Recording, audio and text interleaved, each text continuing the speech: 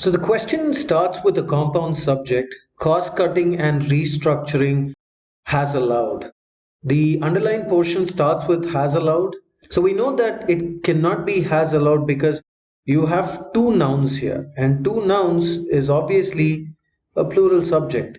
So if I have a plural subject, I need to have a plural verb.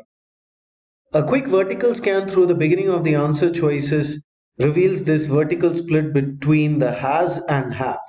So we know that has is a singular verb, so A and B can be eliminated.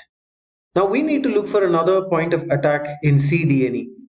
So if you look at the end of the answer choices, we have a split between and to forecast as well as forecasting.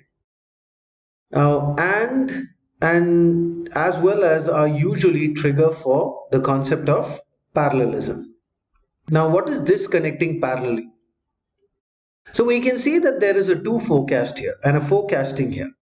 So in answer option C, we can see that the manufacturing company can lower and to forecast. So can lower and to forecast are not parallel constructions. So if we compare this to what is mentioned in D, D says to lower and to forecast. Now this is perfect parallel construction because both of these are infinitive forms of the verbs.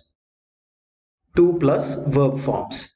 So we can keep D, and if you look at E, E says to lower as well as forecasting. E would have been slightly better if E read as well as to forecast, if it had the to plus verb, but it does not, so this is not parallel as well.